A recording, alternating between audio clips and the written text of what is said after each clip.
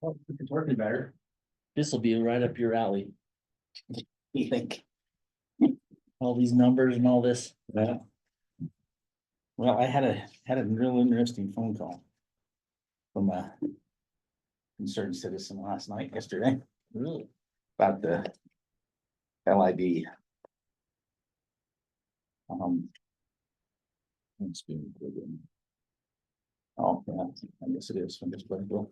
What was it? But it's a. My understanding of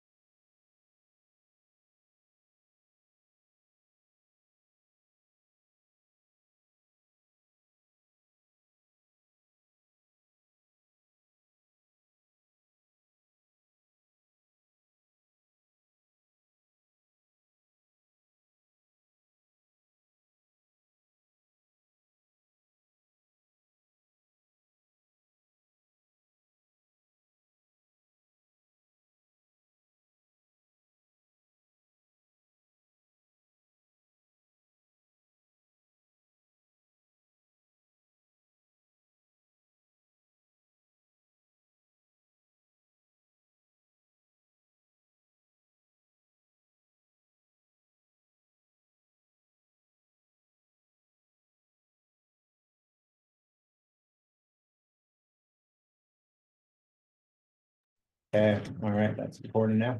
So, to start, Teresa, let's have you introduce yourself. This is the first year that we've worked with, well, yeah, first year. But she also, we are doing a restatement, that gets the Wednesday night, the fiscal year 23. We just had to update a few things, so she helped us on that as well, but why don't you introduce yourself? Name is Teresa Flannery, and I have been auditing for almost 2 decades now. I started accounting for my boyfriend's dad in high school. That's where I started. So I've been doing this a while. And governments are my love. I've been auditing governments for almost the whole time that I've been an auditor, and I love governments. So this is where I spend as much time as possible, and I'm glad to be part of the team for Rudd and also should be working with Rexford. It's very fun. Awesome. Who's your favorite basketball team in college? A good one that throws the ball really well. So BYU. Sure, yeah. I mean, they are BYU. top notch, so. All blue, right? Okay, so you guys know me, you know the mayor, right? And then you know Scott, and then do you guys want to just quickly introduce yourselves? Eric Erickson, City Council. Colin Erickson, City Council. Mike Walker, City Council. Deborah Lovejoy, City Clerk. Mariana Gonzalez, Deputy Clerk. Robert Chambers, City Council. Good to meet you. All right, well, how do we want to do it? Do you want me to jump in? Do you want to kind of cover the front stuff? And then I'll jump into the MD&A and then we kind of go through the financials and whatnot. However you Both want. sides. This is your Okay, gun. let's do this. Let's have you, maybe just start walking us through kind of the front things just briefly before we jump into the MD&A, and then I'll run through the MD&A. All right, so I was telling these guys, I am not a page by pager, so we're gonna skip the first 3. And then we're just gonna go to what's labeled page 1. This is our independent auditor's report. There's only 3 pieces of this that actually belong to Rudd. The rest of it belongs to the city. And this is the first one. So this is the report on whether or not we think that the financials are fairly stated. Then we did have some adjustments. We're gonna talk about a prior period adjustment, and we also had the restatement of 23. But all said and done, we feel that what's being presented to you is materially accurate. And so these numbers are solid from our perspective. So that's a pass. Good, are we done? Yeah, Pretty that's pretty it. close, pretty close. Gotta get to the other ones first. Okay, so I'll turn it over to you for MD&A. Okay, so page 4 kind of starts on the MD&A. And I'm not gonna go through everything, but we'll just kind of hit some of these real quick, but, so basically this first statement, so the assets and deferred outflows of the city exceeded liabilities and deferred inflows. So basically, assets exceeded liabilities, simple way to say that, was about 175 million. And then it goes into some details I probably won't hit too much, but I am gonna hit that last bullet point there. So the general fund, which you guys always have a lot of interest in, you know, it was, ended the year with a fund balance of about 5.8 million or 38.5%, which is a fairly significant decrease in percent from prior years. It's good though. It's well within, it's actually still above. We have a policy that we try to keep it between 25 and 33%. But to be honest, the last probably 5 years, we've been kind of in the 40, low 40s, high 30s. So, but we are trending down pretty quickly. And even when we did the budgeting this year for 2025, we knew that that was going to go down from that 38%. And so that's something to keep an eye on. So, and then just so you know, in order for us to balance the fiscal year 26 budget, I've talked about this before, we actually had to carry forward $1 million basically to balance that general fund budget. And I wish that number wasn't quite so high, but it seems to be the norm the last few years. But that's something to keep in mind and something to watch. So if you go to the next page and just jump in if you have questions. This just talks about the different statements. I'm not gonna go through that. Then you can see down on the net, the very bottom there, the net position, you can see where the increases occurred. So the governmental activities, so when you think of governmental, it's everything except wastewater, sanitation, and water. So your business type are just those water, wastewater, sanitation. And those include some operating funds, the business type do, and then some construction funds. And then really just two capital reserve funds where we basically save our capacity fees to add capacity. So you can see that both of them went up close to 9%. So. And then if you go to the next page, this one just, if you're ever interested in like, hey, what kind of capital items did we purchase or what kind of projects did we accomplish last year? This just shows you kind of the big ones that are over 65,000. And so you can see the biggies obviously were street related. Streets, yeah. And so anyways. Page 7 is your comparison. So it's just taking that net position and it's saying it's comparing the prior year to the current year. I probably won't spend a ton of time on that one. Page 8, I will spend a little time on. So page 8 is your changes in long-term liabilities. So basically saying from the end of fiscal year 23 to the end of fiscal year 24, what kind of debt did we take on? What kind of debt did we pay down? Those kind of things. And so as you look at that, some of these are, so if you look at the governmental above, you can see the accrued compensated absences. So these are like the leave that we would have to pay for, vacation accruals, sick leave accruals are in there. You do have leases. So when we look at the leases, that's substantially made up of the police vehicles is a big component of that. And then as you go down, you also have some financed purchase obligations that have to do with golf course. That's the golf carts. And then net pension liability.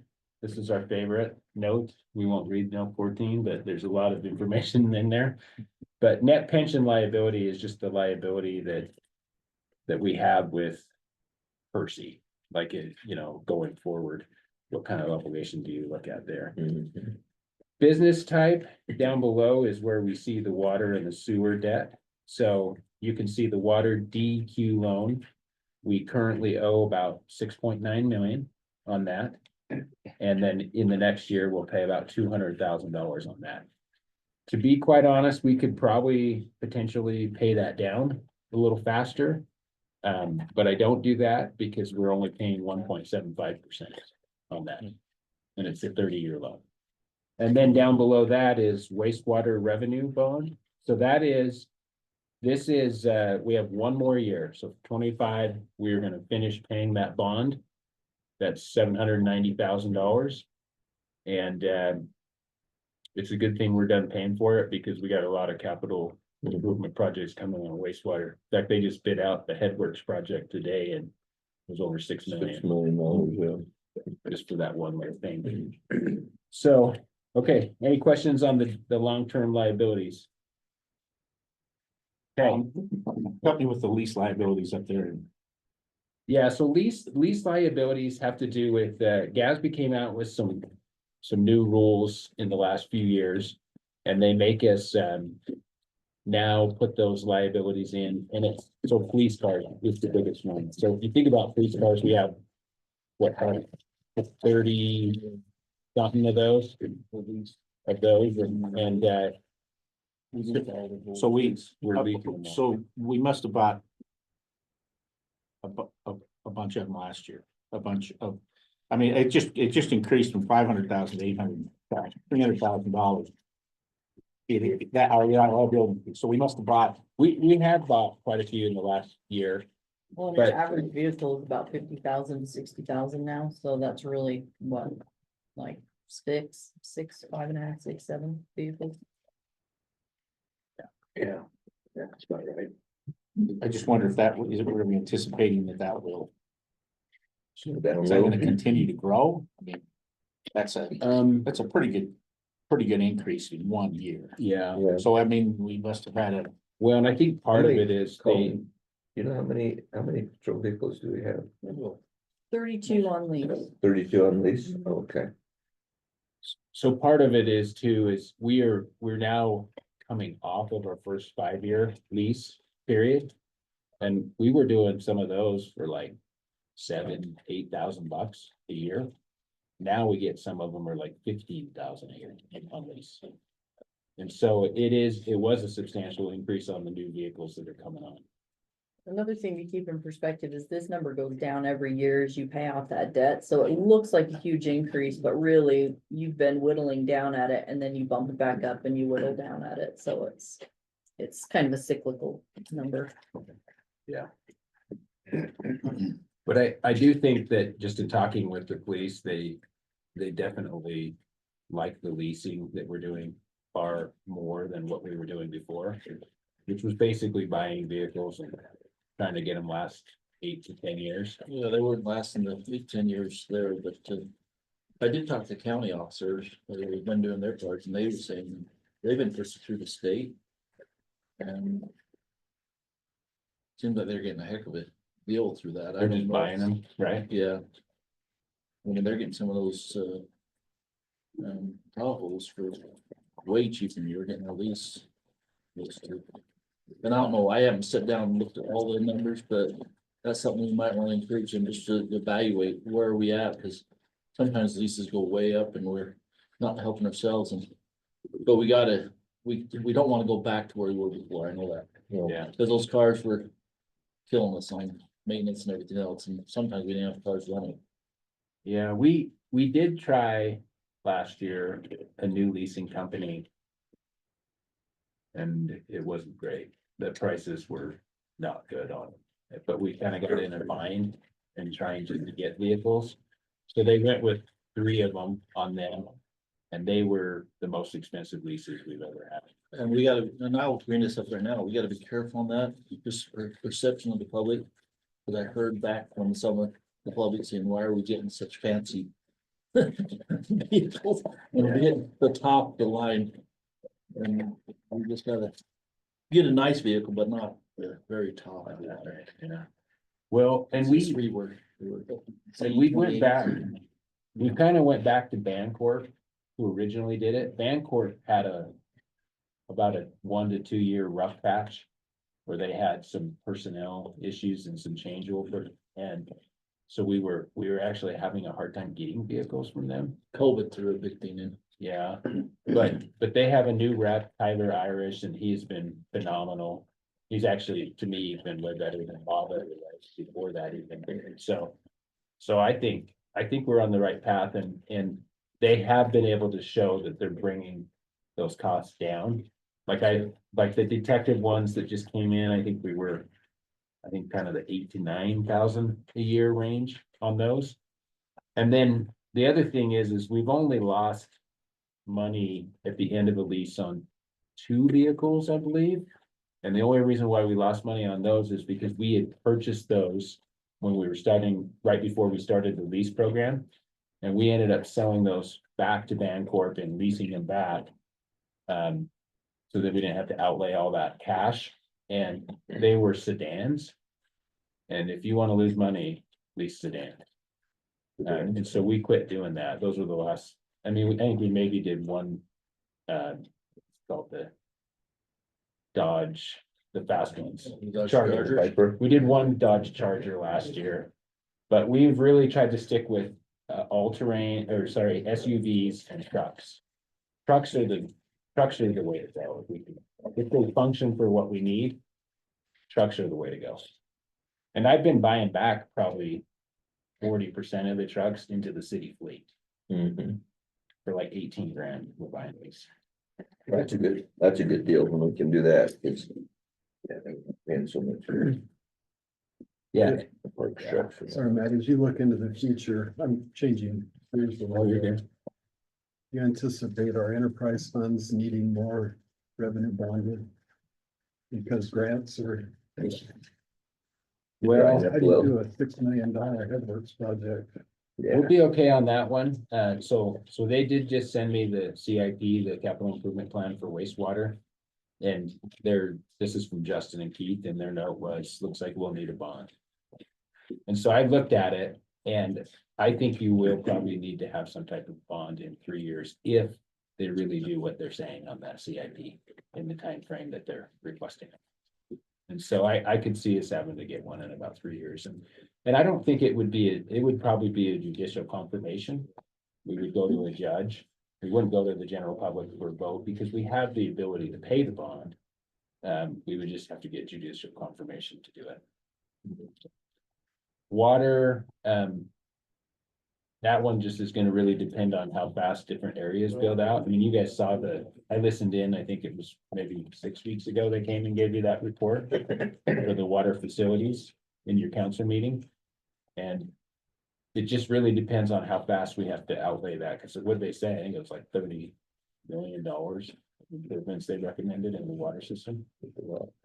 So, but our reserves are pretty, I mean, Teresa can attest to this, they've built up pretty good in water and wastewater, because we've been preparing for these big projects. And these grants are actually, as long as the grants go through, they're gonna kind of save our bacon on the Sugar City. And then we also allocated a couple $1 million on the Headway project, like federal. As long as it comes through, I think a couple $1 million, yeah. see what happens there, yeah. All right, I am gonna skip this next one, because honestly, I probably can't even read it. So, I printed that one a little too small, huh? But, okay, so as we get into the rest of these, this is just more something that hopefully you guys will just take the time to kind of read through. But public safety, when you think of public safety, we're always talking about police and emergency services. Emergency services, we pay as a city approximately, oh, I don't have it on here, but it's like in the high 30% of the total cost, basically. So, and then let's look at the next section. So go to page 11. So this is something that I think was awesome, is recreation. At the top there, we only transferred $5,700 from the general fund to subsidize rec programs last year. And we are seeing, John is doing a great job there in raising those rates to help cover those programs. 5,700 is all? 5,700 is all, and when Jeff was doing it, I mean, the norm was more like 80 to 100,000 a year. And I just really had a hard time getting Jeff to raise rates, because he just felt like government should subsidize it. And John has been really good about saying, no, we're already subsidizing the admin fees, which are substantial. Let's make these programs pay for themselves. So, Is he officially now Parks and Recreation Director? Not officially until, I think after we do budgeting, But he's on track for that. yeah, and I talked with Greg about it, and Greg had a little heartburn at first, but I think he's getting used to the idea. yeah.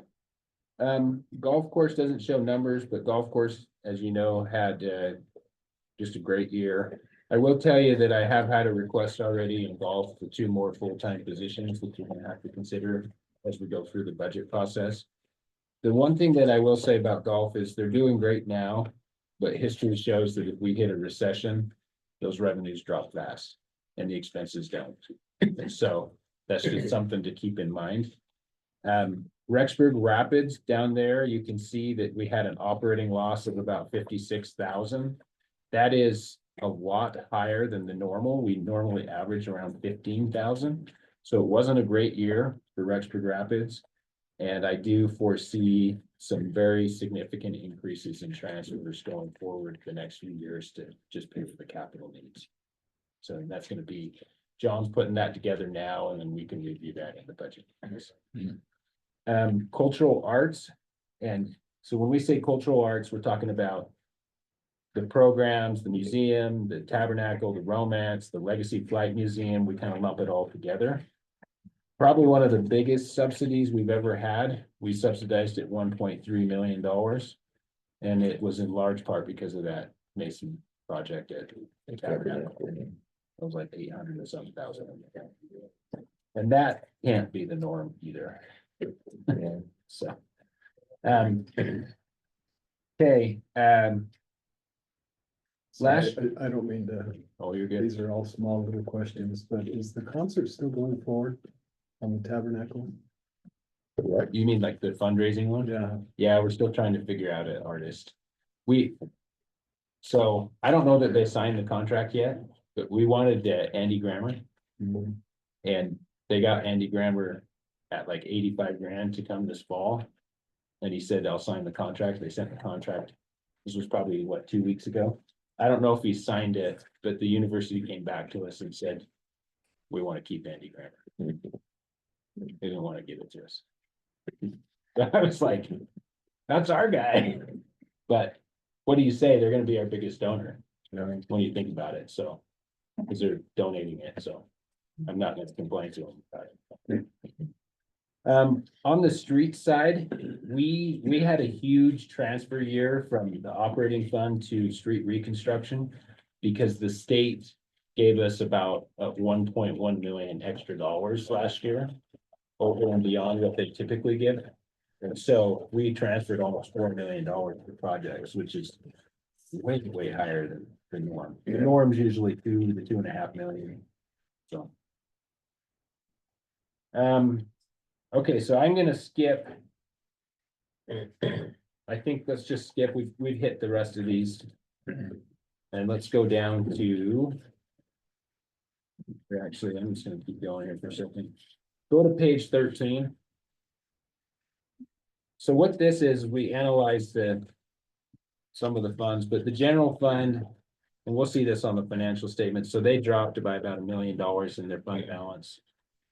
And then you can see the street fund balance actually went up about $1 million, and that's why we've been telling Keith do more LIDs and other projects this year. And then as you look at emergency services actually did go over budget about 278,000 last year in their operations. And then if you look at the police or impact fees, kind of in the middle of that page. You So, can, Matt, one question, on the 270, is that our obligation? Or is no, that was the whole joint venture. Whole thing. Yeah, so we paid 37% of Was that. there? Do we know why they went over like Yeah, that? is there any one thing, or is it just a combination of a lot of things? One of the big reasons was they finished that capital project in front of the building after the fiscal year. And that was like 60 or 70 grand. That was a big chunk of it. And then they, I mean, I'd have to go look, and that's the one that stands out as the significant one, but they may have been a little over on operations as well, the personnel and operations, if I remember right, so. The hard part about it, though, when I say they're over, they may have also had additional revenue. And so I'm looking at the expense here, right? And so sometimes they'll go over on the expense side, but they'll also have like. Okay, so impact fees, if you look at that, we brought in 784,000 in impact fees. It was actually a pretty significant year for impact fees. And it was also a very significant year for building permit fees. And so when Brett tells you that they're busy, he's not lying. I mean, the revenues show that. So the parks impact fee was 530,000. It was, yes, Wow, Yeah. good. You're talking this one right here. yeah, the police, fire, parks, yes. You know what? Well, I Nate, wonder that if, I says wonder if fund I wonder if I balance. swapped this. I wonder if I swapped. No, that says fund balance. The first sentence there says respectively, the parks impact fees were 530,000. Yeah, that's right. That's the fund balance. I, Oh, I see what you're saying. but I do actually. I think I swapped. I think that's a good catch. I think I swapped the streets in the parks. So the 530 and the 159 that's up above. Oh, shoot. So I will double check that because I'm I was pretty thinking, sure oh, that, that's awesome. We got 530 in Yeah. parks. I think the That makes 530 more was sense. streets. Sorry. Which, Yeah. which was because we had a lot of big projects. One of the biggest, of course, was the temple. They prepaid all their fees, so. Um. Okay, the other thing is fund balance, so the bottom half of that you're looking at there. So Parks Impact Fund Balance was 538, so that definitely affirms that I swapped those numbers. And then the streets carried over 2.2 million. The streets, the reason why we've kind of been building that up is the big one is we've been trying to get match for that grant to do the river crossing over on the 7th. Barney Dairy to 7th. So. Okay, Yeah, did we talk that? What? There's kind of double talk on that, to change that one for the 50 West. Well, they said we might be too far along on that one to change it. Yeah, I don't think we can substitute. Yeah, so, We'll just No, have to try I to just go know for that a was new brought up, but I thought we said it was too far along on that one too. yeah, the problem is you're in the middle of the design on that. Yeah, Like that's, they're halfway through designing. I just knew that's mentioned, so I just don't. one. Yeah, we'll just have to go for a new one. On 50 West. Joint Fire Equipment Fund that has about 1.4 million, that is something that is 50% funded by fire district, 50% by the city. And then we put in there about 200 and I think it's 210,000 combined per year. We set aside and then we do some investing in it as well. So So why does so the county itself does not participate? no, because they buy their own ambulances, so they're 100% on the hook for their ambulances. But the fire trucks, we do 50-50 with the fire district and the city for our joint venture agreement. So, and that, we've had a pretty good process of saving up for those by just setting aside that little bit each year. And that's funded, I mean, in theory, if I could, I would fund the whole thing with impact fees. But I can't because impact fees are only like 40 to 50 grand a year average for fire. And so we end up having to pull a pretty good chunk out of the general fund to get to that 105 every year. Which is what we've agreed upon between the two entities. Carry over at Teton for golf courses, sorry, at both golf courses was 602. And then this is like a highlight for me. Golf construction fund carried over $41,000. So that's, I'm now calling that the construction fund. It used to be the debt fund. Because we owed $1 million when Yeah. we built that new 9. So now that's done, and then that's going to be built up over the next 10 years to hopefully replace all the irrigation at Teton Lakes. Which is gonna cost several million. Correct. Yep. What's the project they're doing now on the legacy? So they're doing another section of the main line, and then he thinks he has 2 more years left. So really the legacy is quite the story because, we're spending probably 20-30 grand plus labor every year to do a section of that. It's probably gonna take us 6 years total. And he's gonna have a whole new sprinkler system in there, and they did it. I with think our we should people. add, We did maybe, in-house. maybe That's a to big one. every golf round, we should just add a $2 irrigation replacement fee. And think we get much kickback from that. Well, we do a 50-cent cap fee on every 900 round right Oh, now. we do? Mhm. Okay. Yeah, we call it a capital replacement. Well, but We started it Maybe we probably should 8 bump that years to ago. $1. But we kick into Teton Lakes, it's gonna be $3-4 million to redo that. Oh, yeah. And that one right now. I mean, seriously though, don't you think if we're charging 50 cents, if we bump that to $1, I don't think anybody would care, would they? Oh, somebody would care, but we could do it. No, I don't, yeah, I don't think it's a problem. And you can do it several ways, right? You can do it in the cap replacement fee or you can. I'm raise just the rate. thinking, the earlier we do it, the better it would be to raise That that. might be money something we that should we're bring gonna up, need. because that's something that we could look at, because we know we're gonna have to do the sprinkler system.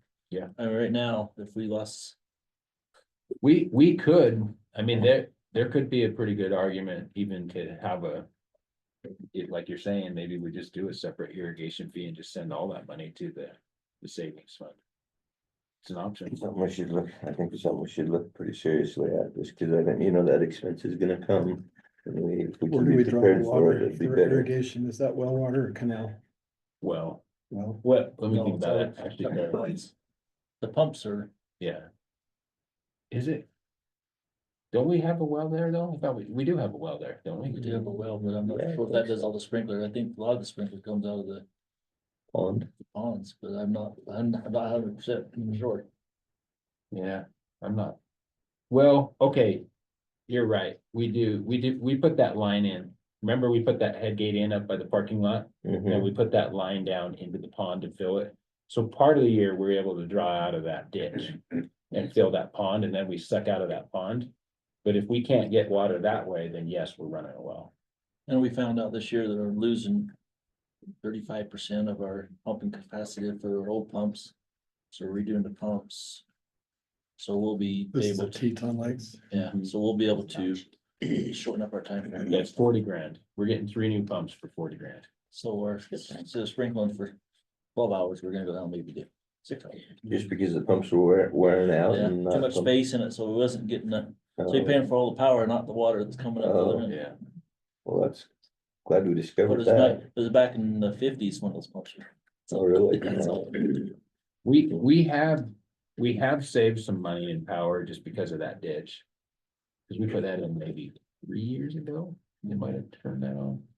We had some years though, that ditch just depends on the water year. Sometimes you don't get a ton of benefit out of it. So. Okay, I think, just a second, I want to show you this one. So the third paragraph, utility operating fund, cash and investments. 13 or 14 page. Sorry, page 14. So you can see that 1.5 million, that's sanitation's cash and investments that they carried over. A large chunk of that's gonna be spent on the sanitation building that we're building. And so we had purposely saved up for that. And then if you look on the next one, you can see. Why did I? Guess I just said utility, I just gave you the totals there, sorry. I said that wrong, sorry. The sanitation ended with 2.2 million.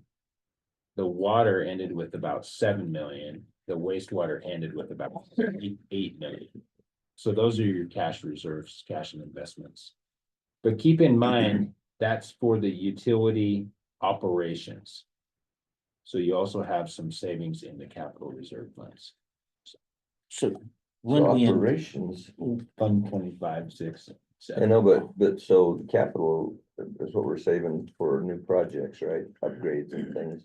So the money that we got in savings here for operations, Comes from depreciation. So in theory, Okay. right, I'm charging in the fees for depreciation and that money comes back in. That money grows to replace the existing infrastructure. And then in Fund 34 and 35, which are your capital replacement. The theory is that new people coming into our city, the growth oh, is paying for, so CIP is added. more new growth and this is more just replacement growth correct, or replacement. to maintain our. Expense. Okay, got it. what's the impact going to be of this new,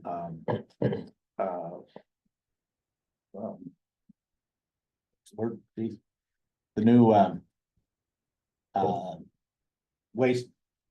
Oh, the headworks? No, Oh. the new landfill, geez, Oh. we're in come. They say the price is gonna be higher. Do you have any idea what the impact of that and when it will be operational? I don't know when it will be operational, but we've asked him that, that same question to Todd, and he said. I wouldn't count on it going down for us. Yeah, you'd think it's be going down, cause not near the trucking and everything like that, but. But there's capital cost, right? Yeah, Now Todd they're said adding it probably would be the capital same, cost. it might be up. Well, I mean, I don't know, there wasn't a bond or anything for that, was there? But anyway, it was sold to me, the fact that we were paying so much money to Jefferson County. That this is gonna be a savior for us. Hope so. Now, A savings, if that, yeah. the only way it saves us is if if the costs go down, right? There's no other way that, so Yeah. anyway, that's That- something we need to watch that- because, Theoretically, that makes, I mean, yeah, like you said, that's what I was thinking too. Oh, good, you know, if we build this up here, it'll cost us less to haul our stuff out there. But that's kind of not what it's saying. well, that's something we need to watch because Yeah. we need to be careful there. If they're just gonna use that as a revenue source to, you know, we need to be careful, we need to watch that close. Yeah, the hard part, right, is that what they may say is it's not gonna go down, but it's not gonna go up as fast, right? Because they can have some cost savings that will keep it hopefully at the $100 a ton, because isn't that what they went up to, right? The $100 a ton last year. That's what it So- was saying. But yeah, I mean, they are, at least last time we did a check we're fairly expensive, our price per ton. Madison County's up there. When that opens, will it close the transfer station out by the airport? No, I'll stay open. yeah, they'd still have that. They just truck it this way instead of that way, but it is a lot shorter.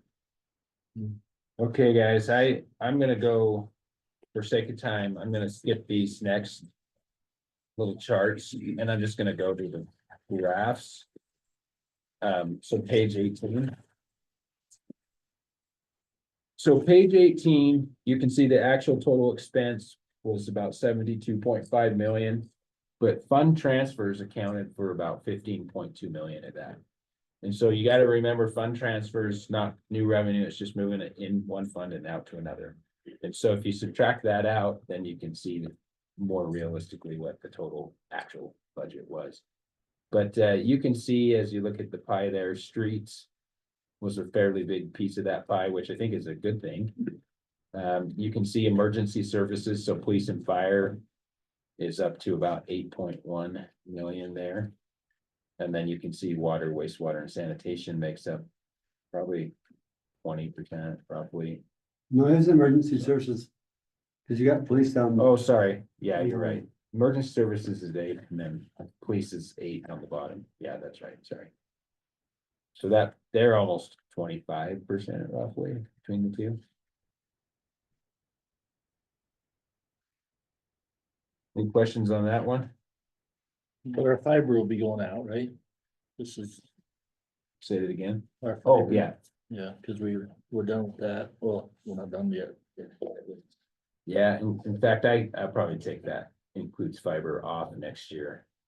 Do it off this year or off next year? I think you can leave it this year because. Yeah, cause we're still finishing up on it, so we got one more. But we're pretty much to operations now. Okay, actual total revenue, page 19. Sorry, this is huge. Lots of lines. But you can kind of see the big one, obviously, again, was transfers. But then you can see what else is there. Property tax down on the bottom right. I mean, everybody always says property tax, they think it's like this huge piece of the pie. Not so much. Where's the state sales tax? The other big chunk. Oh, yeah, right. Yeah, there it is, to the right. So you can see that one's. The state What both of those are. taxes are the biggest, and then property taxes is second biggest. Yeah, I mean, so if you think state taxes and property tax is maybe low 20s somewhere of the total that comes in. So. Okay, and then the next one's just operating expenses. Page 20. So you can see here, once again, emergency services and police are pretty big components of that. And then wastewater is your next biggest, and then water, and then sanitation. Kind of where you would expect it. Streets is not as big as you'd probably think on the maintenance side and the operation side. But it is a lot bigger on the construction side, so.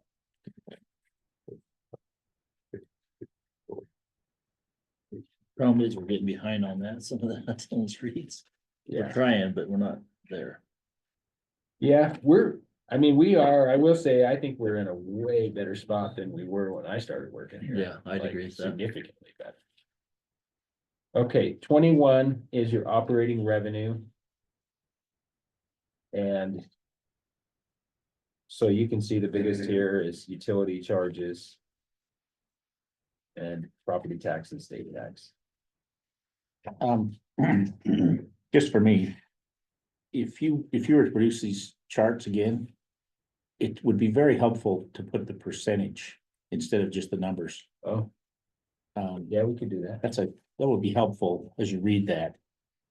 To know what percentage the police is, what percent the wastewater is. Yeah, we can do that. That's great. In my hand. Okay, so I think, if you guys don't have any other questions, I think we'll jump into the finance statements. You wanna do that one? Okay, so we're switching over to page 22.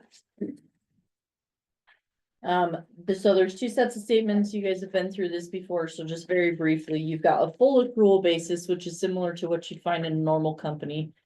You've got all of your liabilities, all of your assets showing up there, and then the governmental, which is what you're seeing on the day-to-day, and that's a modified accrual basis. So the big differences here, we have capital assets shown, debt, pension, and Percy.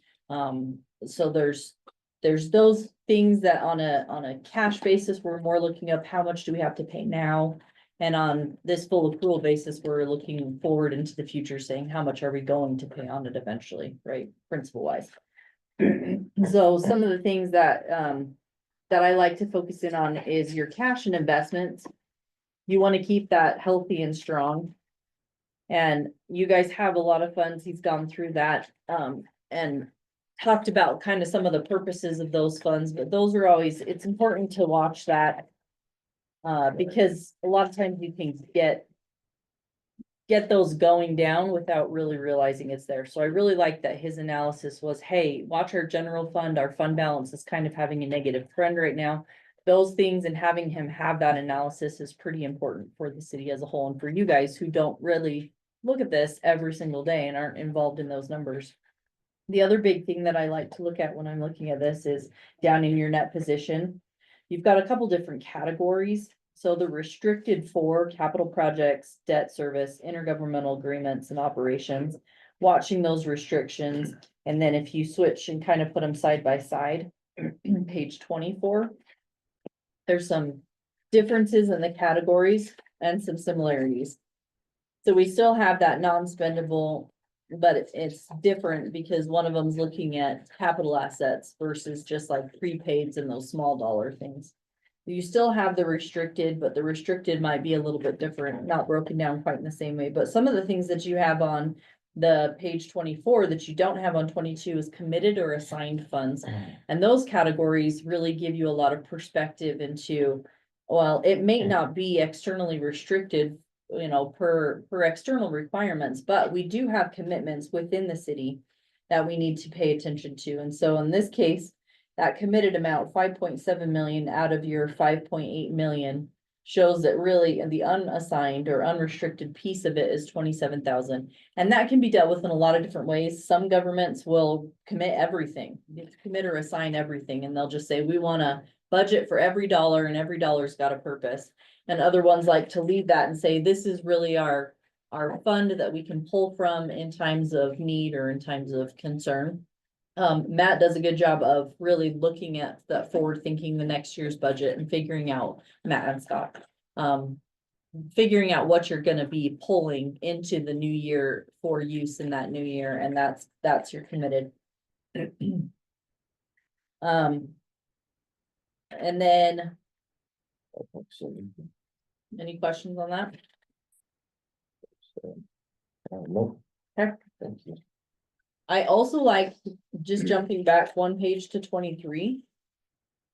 I really like this statement too, and not a lot of auditors actually spend a lot of time on here, but the reason I like this statement is for you on the city council, you get lots of questions of why do we have to pay? Why do we have to pay the fee? Why do we have to pay the whatever it might be?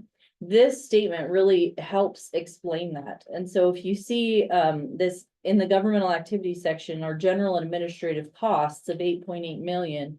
Charges for services and all of the things that are gonna directly support those general and administrative costs really only cover 7.7 million of it. You still have a deficit of 1.1 million, almost 1.2 million. And so when you say, why do you have to pay those fees for Parks and Rec? Why do you have to pay those fees for, street, whatever it might be? Well, this gives you a really good example of why. Because a lot of those fees and those direct charges really are not covering the full expense. And they are only covering a piece of the pie. And you still have a piece of the pie that has to be covered through more general revenues, which is your property taxes, sales taxes, and then any earnings or anything else that you can charge. Or receive, sorry. So I kind of like that perspective and being able to put those side by side. And categorize where the money is going. Public safety, as you can see, is one of the biggest ones, and I think Matt mentions that in the MD&A. 9 million deficit after any direct charges, but that makes sense, right? I mean, if you had to pay your police officer based on direct charges, that would be, your tickets would just be astronomical, so. In our assets, what are the receivables, government activities, the 7.5? So those would be, you've got some LID money in there, you've got some property taxes that have yet to come in, you've got. Just receipts from utility billings that haven't been paid. I mean, there's a lot of different pieces that are going in there. What do you think? What's the highest? Yeah, sometimes urban renewal can be high, because we bill that at the end of the year. And so that can sometimes be a couple $1 million that we're doing right at the end of the year. Thank you.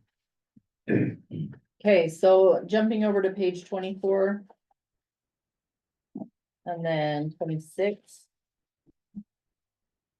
So these are your day-to-day, and as auditors, we focus in on what we call the major funds. Those are the big dogs. Those are the ones where the majority of the expenditures, majority of the revenues, or the big assets are all involved, and we do some calculations to figure out what belongs there. The city has 5, and they're pretty consistent from year to year. The construction kind of fluctuates depending on what projects are going on. But these 5 are where we spent most of our time. And then we kind of group everything else together and we call it those other governmental funds. And we look at those kind of as a group instead of as an individual. Strong cash positions in all of these, save the LID debt service funds, which makes sense. And so it's, again, I like to look at where your cash position is. Accounts payable offsetting to that, and you can kind of get a picture of where do we really stand in the short term. And so these statements provide that view. And then if you look over at 26, obviously our focus is on that general fund. And did you want to go over the budget tax rules, or did you want me to do that? You can. Okay, so if I put, again, I like side by side, that's why I didn't put staples in these, sorry guys. But if we go back to page 67.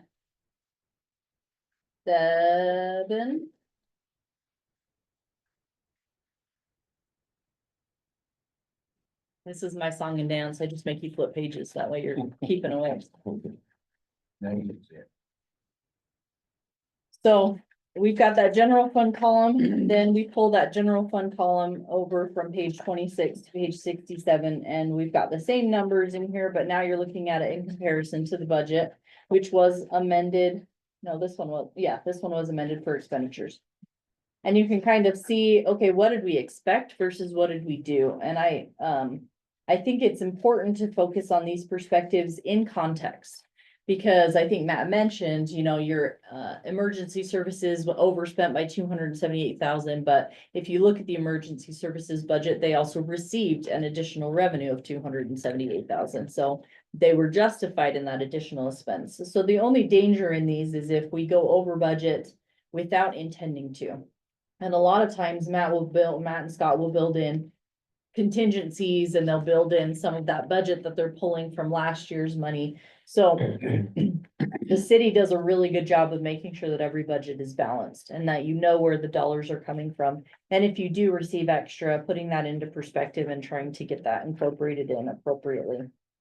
Overall, the general fund did underspend the budget by the 292. So that's a positive. And I don't focus in too much on the budget to actuals for the others, but they are there if you do want to take a look at them.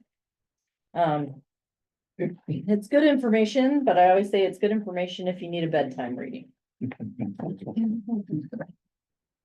Okay, so looking at the proprietary funds, page 28, and these funds are identical on page 28 and on page 22. Because they're both on full accrual basis. These ones are supposed to be run like a business. They're supposed to be covering all their own expenses and incorporating enough funds into the future to handle their own construction and other costs or bonding for those things. So these ones are full accrual basis. You've still got your capital assets on here as well as your pension stuff. That kind of throws a wrench in it when you try to compare between the governmentals and the proprietaries. But I think they still do a good job of standing on their own and showing that they're, I like the way that Matt put it, that he said depreciation is the way to build in your future replacement costs. That's exactly what it's intended for, but most companies don't look at it that way. And so I really appreciated that perspective that he has and gave to you guys as well. All of them are strong. If you look down at your net position, they're all restricted net position, so there isn't an unrestricted category when you're talking about these guys, but that's because if I collect money in water, it's gotta be used in water, so that one makes sense, like there's an external restriction on those. But all of them have a very strong position. You've got enough, if you gotta put that side by side with the next page, and you look at your expenditures for each of those categories. Your net position restricted for operations, 1.9 million in sanitation versus normal expenditures of something like 3 million. So over 50%. Same with your water is actually almost double. And wastewater is a good chunk as well. It's over 100%. So very strong positions for all three of those funds, which is great because as you move toward those needs for bonding, it gives you leeway to be able to, I don't want to say play games, but to say, okay, here's what the city can cover and here's what we're asking from you. And we're trying not to ask from you more than we have to, which is a good position to be in. If you don't have a strong fund balance, you can't play that game. You can't say, here's what we're gonna give and here's what we're asking. You can only ask. So it's good that you're in a good position and that you're preparing for multiple years into the future. Just so you guys know on water too. We do not include the DEQ water payment in the fees currently. And the reason why is we could have paid that off. When we accepted that loan. And so we didn't feel like it was fair to charge them for it when we already had the cash. Does that make sense? So if I'm reading this right and understanding it right now at this point in time, in the wastewater savings, I guess basically you'd say, we have 39 million, is that right? Wastewater. Yeah, fund balance at the end of the year, the bottom That's number. total fund balance, but of that 27 million is actually locked in assets. Oh, okay. Okay, shoot. If you go back a page I though, was thinking we had that much cash saved. go back a for page though, and projects. we'll show you the cash. Okay. So go to the top here. Okay, So 12 million. sanitation has 2.2, water has 9.8, wastewater has 12.7. I'm seeing 12. Oh, okay, yeah. And that is the combination of your operations funds and your capital funds in the water and wastewater. I think Matt already talked about that a little bit. Okay, So when we talk about water needing 20 million over the next 10 years, to be honest, we may be able to get there on our own. We yeah, have half of it right now. yeah, okay. And wastewater, we got that $6 million bill coming up. That'll take half of that, but then we'll still be able to keep building that up. over the next few years. And those are really good things to publicize because you know, you have put yourself in a position where you don't have to bond for $6 million.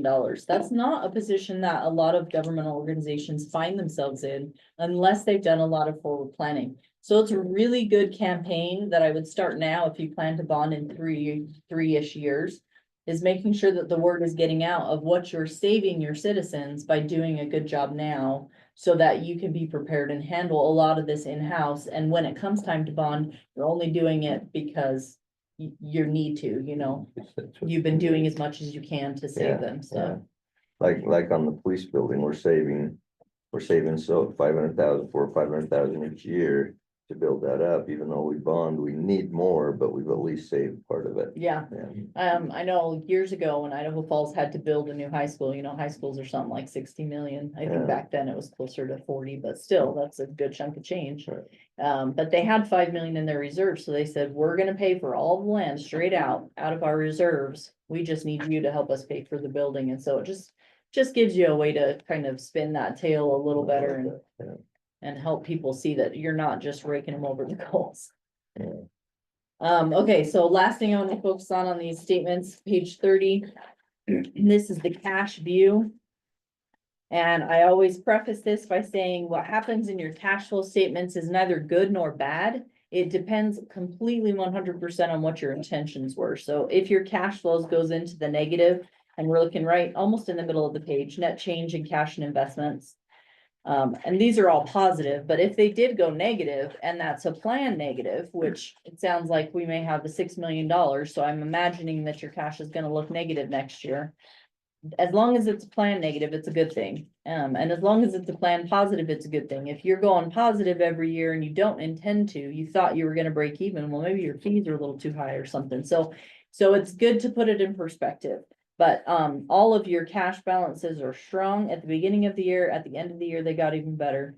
And you're putting yourself in a really strong position that way as well. No disclosures. There's only about 3 I focus on. Yeah, that's fine. So I'm gonna skip through most of the notes. There's a lot of information on the government itself. If you haven't read a financial statement, I do encourage you to do it once.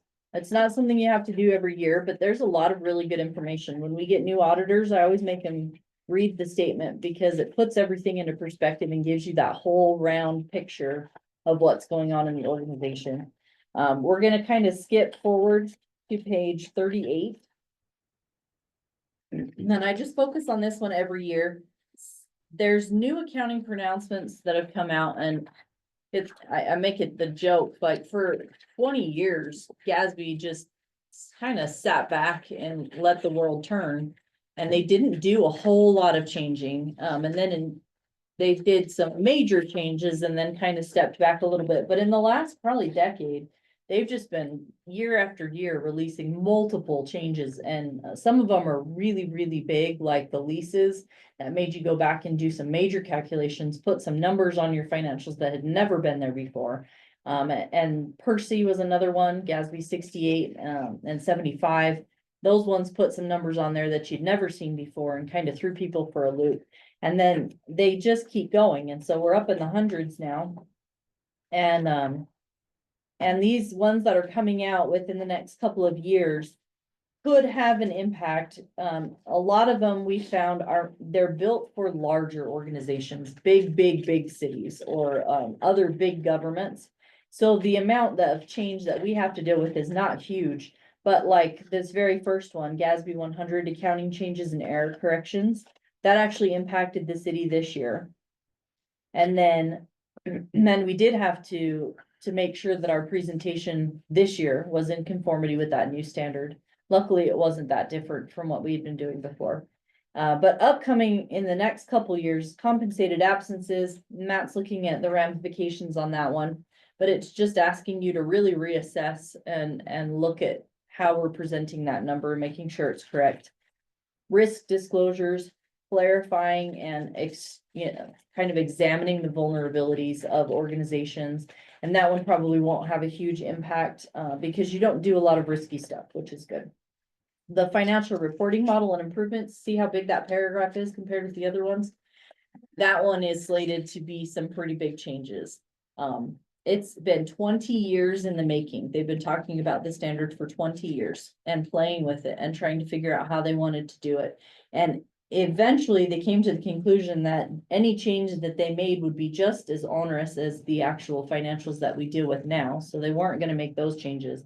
But they did clarify that they wanted some differences in the MD&A, that the MD&As had become more boilerplate and they wanted people to look at those and make it actually useful for the readers. So we will be looking at the MD&A and making some tweaks for that. They did change, so we looked at that budget to actual. So they will have, if you have an amendment to your budget, you will now have to show the difference between your original and your amendment, as well as the difference between your final budget and your actual budget. So we're gonna be adding another column in there. Because they wanted people to see, well, how much are you switching your budget? Are you just throwing numbers on a page and then going back and making them real at the end of the year? Or are you doing little minor tweaks? And so they wanted to clarify that. And they've got a couple other things that they're changing. In the RSI, the required information that you have to present with your stuff so that you're getting a better picture. Well, that's what they're trying to do, is make these more user-friendly to people who don't work in government. So Matt and Scott get to spend a couple extra days making these financials so that they're less boring to the rest of us. And then the capital assets one, I don't think that that one's really going to impact more than it already has, because mostly they were just updating it for the wording for the changes for leases and some of the things that we've already put on your financial statements. So those are the upcoming ones in the next couple of years, and we'll kind of dive into them and their impact when they come up. Okay, so then the other one that I wanted to give some attention to, it's actually at the very end of the note disclosures. So we are page, gosh.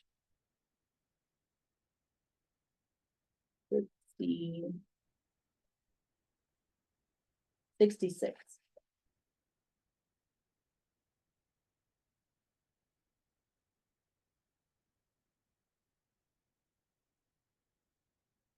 So we had some corrections last year for a few things, and we reissued those financial statements. The biggest change that happened in the 23 financial statements was the presentation of leases receivable was done at the government-wide level, but not at the fund level. So we had to fix that one and get that in the right fund. And then we also had to go back and fix some of the major funds. Remember what I said, the testing that we do is on each major fund individually, and then all the other ones grouped together. So if there's a new major fund that we didn't look at specifically, then there's a chance that our testing wasn't good. So we had to go back, we had to do a few extra items of testing and make sure that we could give an opinion on that and then reissue those financial statements. As we were closing that process out, we had a further discussion on grant funding and how the grant funds were going to come through for reporting purposes this year. And during that discussion, we figured out that the COVID funds, the CSLFRF, the local government coronavirus, whatever they're called funds, had been recorded as revenue when you originally received it, because they just handed you a pile of cash. And really what should have happened is it should have been put into grants received in advance until you spent it down. And then you pull down the revenues and match them up with the expenditures, which is pretty typical accounting. And so when we went back and looked, about $1 million had been received as revenue, but not spent in 22 and 23 that we needed to pull back up into the financial statements. And this year there's a carryover of that million of 730,000 and sitting in your wastewater fund that'll be spent on wastewater projects in 25 or all you have. And we had to encumber it by December of 24. So we encumbered it with the equipment for the headworks project. So, and part of the issue with the trying to figure out when to show this as revenue versus that liability. We really anticipated to spend it a lot faster on that fiber project. But then everything changed, right? We decided to go with a partnership on the fiber. Because that other, us doing it became kind of cost prohibitive. And so it's just one of those things where it's like, oh, I guess we shouldn't have put that in revenue yet, you know? And so we just had to make that correction. Yep, pulled it back out. So pretty simple correction, but that's what that note is discussing. And this is the new standard where you have to kind of show it in a table and to explain all about it, and it's super fun. Those were the two big ones that have changed from prior year. Most everything in your financial statements was pretty similar between the 2 years, so if they went through it last year, I'm sure you don't need to go through it again. The budget to actual, we talked a little bit about. And we went through the general fund one, which is really the one that it's my baby, so, well, and it's your baby too. And then the back schedules start on page 75. And this is that detail of the non-major governmental funds. And this is, so we looked at these as one unit. So when we tested all of these together as one unit. And that means that I don't have the individual details in all of these, but we did look at a number of items within them, throughout our testing. And the last year in 23, the financial statement that we put together did have quite a few that were in a negative position. And so the first thing that I noticed as I was looking through 24 is you didn't end with any of them in a negative position. Either because the general fund did some transfers and kind of helped out those funds, or because the funds themselves pulled out, which is good. That's a positive trend and an important trend. You really don't want your funds to be running at a deficit, unless it's like a debt service or something like that, where it makes sense that it will. Yeah, I mean, the one that is negative and will be negative is your LID debt service. And so, because we're financing all those in-house right now, and so those are always gonna be a negative fund balance. Unless you stop doing LIDs and everybody pays it off in 1 year, which is not gonna happen, probably, so. But other than that, there wasn't anything huge that stood out to me on this. I just wanted to point out that positive trend and the good work on the city's part in making sure that we're paying attention to each of those funds and not just kind of letting some of them rot.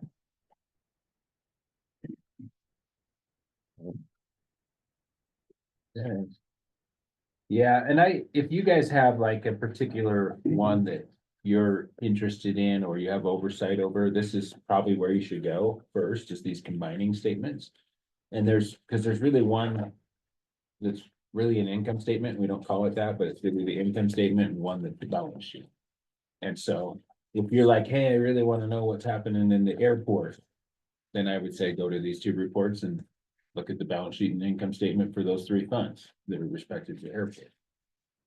Is the shop the cop, is that a pain to have in here No, or deal with it all? no, it's, It's been talked right before I was leaving that we should have made that. Make its own. 501. Everyone, yeah. Yeah, they Start taking could. over, but then it leaves it upon over them. To deal with it without you guys. well, I mean, even Dare, right? Yeah, has their Dare's- own, Yeah, but we still do it. We still have to fund for it because they want to run everything for us. And then it's end up easier just swapping to, I just don't checks. want to be a pain, It's not. because it's definitely generated up to where it's now gonna cover itself for a few years, which I always wanted, but Oh, yeah, it's, it's got about 3 years of funding. well, that's was the goal. When I left, it's 3. That's better than It's there. having nothing in your checkbook. You start. No, it's honestly, that's the easiest one that we do. It's I a mean, small, it's easier than Dare, it's easier than any of the others that we do. So Matt, tell me, the airport construction fund, Mhm. what is that? I understand the relocation reserve fund and the operation fund. But what are reserve funds for construction? So what that is, all of the projects that we do at the current airport are FAA projects, which means that FAA is gonna pay 90% of that bill essentially. And then we get additional funding from the state, and then the rest is split 50-50 between the city and the county. And so a lot of years ago, it just got really confusing to both the entities to have it all in one fund. And so we made the decision to split it operations out and create its own airport construction fund that was specifically for those larger projects at the airport. And it's the current airport. It's for the current airport. Do we have larger projects at the current airport that were? Yeah, I mean, you think about what's going on there right now, it's the environmental study that it's really for the new airport, but we're running it through that construction fund. And I get it's what you're huge. saying. Yeah. Why would we be spending a bunch of money on this old airport? if we plan Yeah, on so it, but- so I guess in that theory, it is for the new airport as well, because we're doing the studies. That's- Well, that we was just my- did the runway. Yeah, That we was a did a question. big project on the runway. We Yeah, just we done a did big the- project on the, Crack sealing. Crack and all sealing, that that's- stuff, Yeah. some of those cracks. And those do take a fair amount of money because it's a large area, so. Yeah, and we'll always keep that fund, because even if we move the airport, I would imagine it's gonna be the same process, 90% coming from FAA and 10% locally. Yeah. So. Fund 49, I've really slowed down how much we're putting in Fund 49, the airport relocation. Just to focus on some of these other efforts, because that one's growing fairly substantially every year, because it's 1.1 million and we're investing it. But didn't we commit 1 million, so we're good there, right? Yeah, the original commitment was 1 million. I mean, I think you're gonna need more. Yeah, I Once do- we I agree with know that when too. the construction date is, Yeah. then we can ramp back up and start to save some. But we're growing. I mean, what is our interest on that? I'd have to go find it on the next. It was on the prior. Interest right here. Oh, you got it up? Yeah. Nice, perfect. $79,000 last year in interest. So it's kind of nice, instead of us putting 80,000 a year into it now, it's putting Yeah, 80,000 in by so- investing it. So. Yeah. In fact, we only That's put good. 10 grand in it last year. And still went up $90,000. Good deal. Two more things I just need to cover really quick. I said there were three pieces that belong to the auditors and the rest belong to you. The last two are gonna be on page 87 and 89. The first one is our report on the internal controls over financial reporting. We don't give an opinion on the controls of the city because we don't do significant testing, but we have to test a little bit. We look at it a lot. And we say, we want to let you know through this report if there's anything in the financial controls that concerns us. And there's nothing, we do have one finding in here, but there's nothing in the internal controls itself. It was just related to the fact that we had to do that prior period adjustment for $1 million. And because of that prior period adjustment, you have to say, well, something quote unquote failed in the process because we didn't catch that. And it was partially because they budgeted to spend it. They had the plans, it just didn't happen. And so something should have caught that, brought that back up to the financial statements. And because that didn't happen, it has to be included as a problem and reported in here. And then the discussion on that is gonna be on page 93. You can read through that. It just basically goes through, the fact that it should be called grants received in advance. Yeah, and we did a lot better job on that. I think I did it in about 3 or 4 funds where I created that liability this year, and that's just I don't know, it's new for us. We usually just put it in revenue and it gets spent and we go forward. 90% of your grants are received on a reimbursement basis, so it's received after you've already spent the funds. Once you get that money is yours, and so it's kind of a new thing that hit a lot of people when COVID happened. That we all of a sudden received these big pots of money and then had to start watching them. So it's not a surprise that it kind of slipped under the radar, but anyway, that's what that one is. And then the other one, page 89, this is our report on the compliance for the major programs. So looking at that federal funding, we did have to go in and we had to test it. We tested 2 programs this year, which is your building, the community block grants, and then also that CSLFRF, that COVID funding. And we went through and we looked at the expenditures for those, picked a sample, tested them. Made sure that we understood the internal controls related to how those dollars were spent and how they were monitored and how they were maintained. And there is an opinion on that one, and that one is that we believe that the federal dollars were spent in accordance with the requirements for those specific dollars correctly in all material respects. So that's an A. The block grant, dude, just so you know too, was the pass through that we did for the Altura. For the new. That new building. Yeah. Entrepreneurial center. Mhm. Yeah. So it was all the design, and it was, I think there were 2 projects in there, weren't there? there was that one, and then we had a little on the headworks, maybe, Mhm, probably. the headworks as well. But I mean, you think about, we're gonna be coming to you guys pretty soon on the police building with the architect costs, so. If you think about it, I mean, that, their little entrepreneurial center, just for design, $500,000. And so buckle up for the police building. And you can see the total federal dollars spent for the city on page 85 was 1.3 million for the year. And that is expenditures, not revenue. Okay, That's all I got. It was So fun I- working with the city. so I got, Scott, do you have something? I don't think so, except thank you to Teresa. It's been great working with her this year. That's that's the way to go through 100-page Yeah, report. there you go. Well, thank you. That was good information and, you do a good job explaining those things. Yeah. Help us to understand them better. And then I think, are you doing it remotely on Wednesday? Yeah. Okay. So you'll jump on and give just a fairly brief, not that long of a report like today, but, and then you guys can pass the restated and then this one that night. I usually do, I don't know, all of you are here. Usually I only have like 2, so I'll probably slim it down even more than I usually do, but I usually do about 10 minutes. And then ask any questions, so. Okay, You have Well, an LA sounds good, public thank hearing you. right after. We do?